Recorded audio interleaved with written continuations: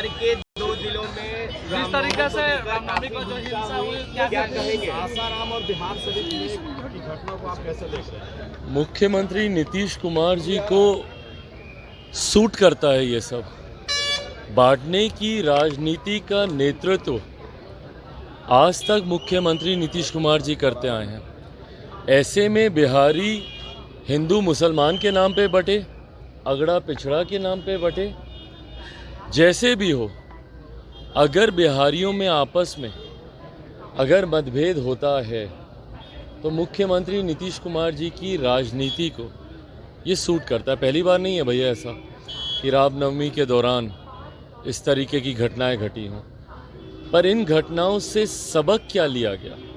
कोई सबक नहीं लिया गया। परिणाम स्वरूप पिछले 3 दिन 4 दिन से मेरा प्रदेश जल रहा है और मुख्यमंत्री नीतीश कुमार जी को इस बात से कोई फर्क नहीं पड़ता। जो मुख्यमंत्री खुद दलित, महादलित, पिछड़ा, अति पिछड़ा, अगड़ा पिछड़ा, लव कुश, खोरी कुर्मी बांटने की ही राजनीति करते रहे हों, उनको फ़र्क नहीं पड़ता भैया कि कोई 2 समुदाय आपस में लड़ें मरें, क्योंकि ये बांटते जितना बटेगा बिहारी उतना मुख्यमंत्री जी की राजनीति बेहतर होती है। ऐसे में चिंता इस बात की ज़्यादा बढ़ती है कि जब मुख्यमंत्री जी का गृह जिला तक जल जाता है, जो मुख्यमंत्री अपने गृह जिले को सुरक्षित नहीं रख पाते, किस तरीके से नालंदा के बिहार शरीफ में ये घटना घटी, जो मुख्यमंत्री अपने गृह जिले को सुरक्षित नहीं रख पाए, उनसे बिहार की सुरक्षा की उम्मीद रखना जायज़ है क्या?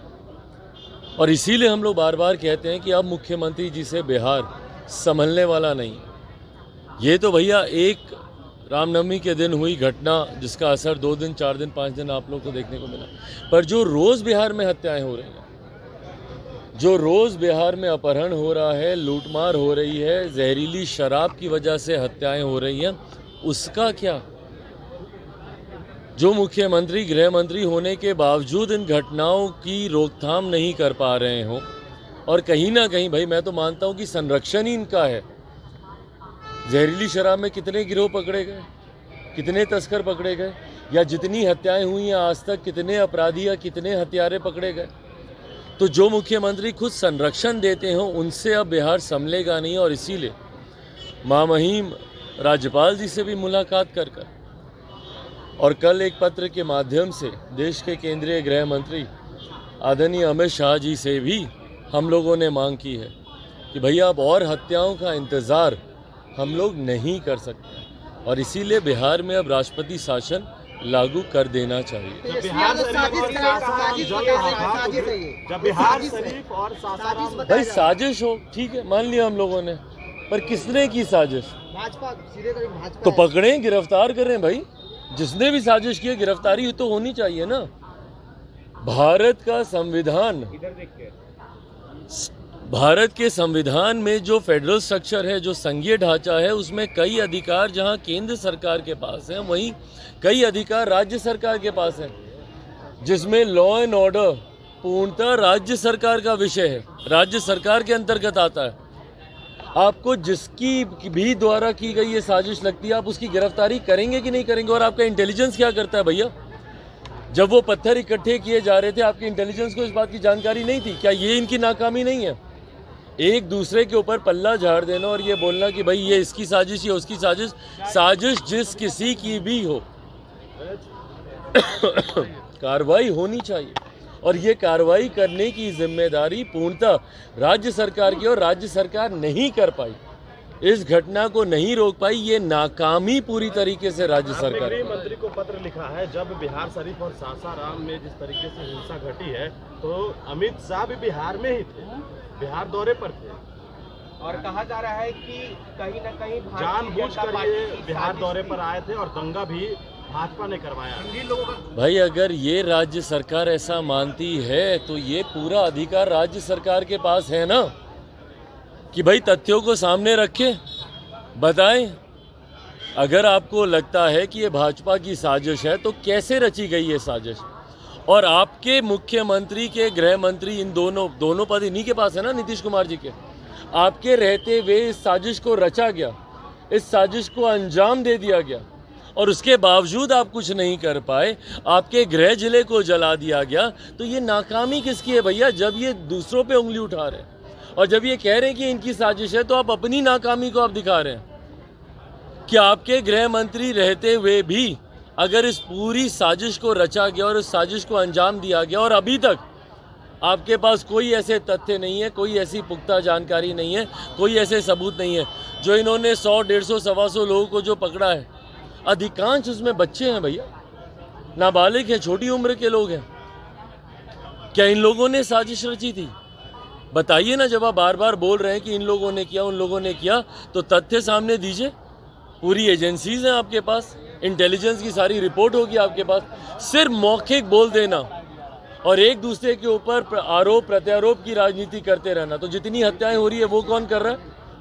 जहरीली शराब के धंधे में भी क्या भाजपा के ही लोग हैं? बताइए ना कौन क्या कर रहा है। सिर्फ एक दूसरे के ऊपर आरोप प्रत्यारोप करके अपना पल्ला झाड़ देने से राजनीति नहीं होने वाली इनकी। ये सपना देखते हैं, एक मिनट, यही सपना देखते हैं मुख्यमंत्री नीतीश कुमार जी। ओरिजिनल लाल किले की प्राचीर से तो संभवतः कभी झंडा फहराने का, तिरंगा फहराने का ख्वाब मुख्यमंत्री जी का पूरा होगा नहीं। तो भाई ऐसे ही एक नकली लाल किला अपने पीछे लगा दिया जाए, संभवतः कल को उसका एक नकली मॉडल तैयार करके उसी की प्राचीर पे खड़े होके मुख्यमंत्री तिरंगा लहरा दे। शायद इसी तरीके से उनका सपना पूरा हो। बताइए किस तरीके से ये अपना ही मजाक उड़ाते हैं। लाल किले की तस्वीर अपने पीछे रखते हैं, उसी के आगे ये खुद विराजमान होते हैं और दिखाने का प्रयास करते हैं कि भैया अगर असली लाल किला नहीं तो कम से कम उसकी तस्वीर की प्राचीर पे ही हम तिरंगा फहराने का हम ख्वाब अपना पूरा कर लें। बट बहरहाल हम बार बार इस बात को कहते हैं कि जो मुख्यमंत्री की जिम्मेदारी, मुख्यमंत्री का उत्तरदायित्व ढंग से नहीं निभा पाए, वो देश की जिम्मेदारी कैसे निभा पाएंगे? किस मॉडल के साथ जाएंगे मुख्यमंत्री जी देश की जनता के सामने? क्या बिहार में हो रही हत्याओं को लेकर जाएंगे, या बिहार में हो रहे दंगों को लेकर जाएंगे, या जहरीली शराब से हो रही हत्याओं को लेकर, या बिहार में गिरती अर्थव्यवस्था को लेकर? क्या मॉडल देश की जनता के सामने रखेंगे अगर ये प्रधानमंत्री पद के दावेदार बनते हैं? जो व्यक्ति मुख्यमंत्री की जिम्मेदारी ना निभा पाए, उनको देश की जनता कभी प्रधानमंत्री के रूप में स्वीकार नहीं करेगी। लोकसभा चुनाव को लेकर अमित शाह ने कह दिया है कि 40 सीट पर भाजपा लड़ेगी, आप क्या करेंगे? भाई सही बात है, वो अपनी पार्टी है, अपनी पार्टी को बढ़ाने की चिंता हर राजनीतिक दल का नेता करता है। पर हाँ, जब चुनाव करीब आएंगे उस वक्त देखा जाएगा कि क्या किसी के साथ कोई गठबंधन होता है, नहीं होता है, कौन कितनी सीटों पे लड़ेगा, नहीं लड़ेगा। भाई हम लोग भी तो हर सीट पे हम लोग भी तैयारी कर रहे हैं। कौन सा ऐसा जिला है जहाँ पे लोक जनशक्ति पार्टी रामविलास के कार्यक्रम नहीं हो रहे हो? आज भी हम जा रहे हैं भैया लक्ष्मण मोकामा में, परसों हम लोग का कार्यक्रम है, नालंदा के कार्यक्रम की तस्वीरें आप लोग के सामने हैं ही। और जिस जिस जिले में हम लोग जा रहे हैं, हम लोग भी भाई चुनाव की सोच के तहत ही हर सीट पर मजबूत तैयारी हम लोग भी कर ही रहे हैं। चाचा के साथ कब आ रहे हैं चिराग जी? असंभव है भाई।